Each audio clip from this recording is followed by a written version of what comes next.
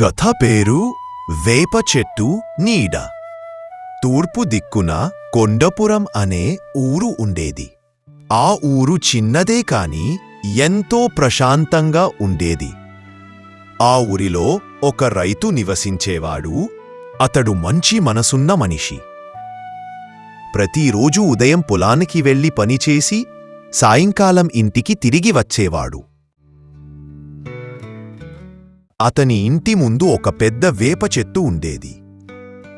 ఆ చెట్టు చాలా పాతది. వయస్సుతో పాటు దాని నీడ కూడా ఊరంతా వ్యాపించింది.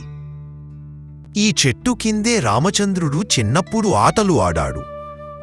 వానలో తడవకుండా తలదాచుకున్నాడు. ఎండలో విశ్రాంతి తీసుకున్నాడు. ఆ చెట్టు అతనికి కేవలం చెట్టే కాదు, అతడి బాల్యపు జ్ఞాపకాల నిలయం కూడా. ఒకరోజు ఊరికి మురళి అనే వ్యాపారి వచ్చాడు. అతడు కొత్తగా భూములు వెతుకుతూ ఊర్లోకి ప్రవేశించాడు. రామచంద్రయ్య ఇంటి పక్క ఉన్న వేప చెట్టు కింద నిలబడి అతను అన్నాడు, "ఈ చెట్టును తొలగిస్తే ఇక్కడ ఓ షాపింగ్ కాంప్లెక్స్ కట్టవచ్చును. షాపింగ్ కాంప్లెక్స్ కట్టటానికి ఇది చాలా మంచి స్థలం." అప్పుడు ఆ మాటలు ఊరివాళ్ల చెవుల్లో చక్కగా వినిపించాయి. కొంతమంది ఆశతో చూశారు, మరికొంతమంది మౌనంగా తల తిప్ప.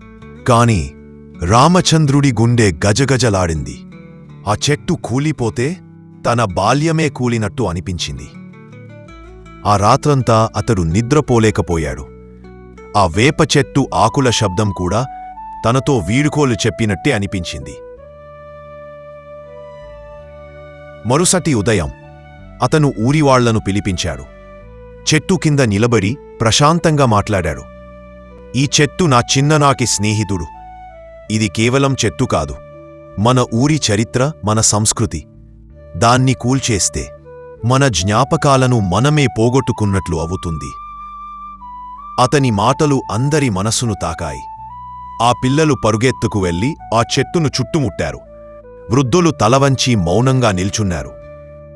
గ్రామ పెద్దలు చివరికి ఓ నిర్ణయం తీసుకున్నారు.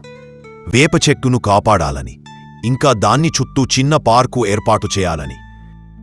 ఇక చేయటానికి ఏమీ లేక మురళీ కూడా అంగీకరించాడు. అతనికి కూడా ఆ చెట్టు విలువ అర్థమైంది.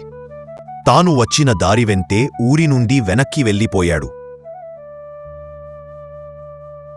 ఆ రోజు నుండి ఆ చెట్టు కింద మళ్లీ పిల్లల చిరునవ్వులు విరబూశాయి. పక్షుల కిలకిల రాగాలు వినిపించసాగాయి. చెట్టు నీడ కింద ఉన్న ఊరి జ్ఞాపకాలు మళ్లీ పుట్టుకొచ్చాయి. కథ నీతి, ప్రగతి అవసరం, కాని పాత విలువలను కాపాడటం మన బాధ్యత. నీడలోనే మన భవిష్యత్తు పెరుగుతుంది.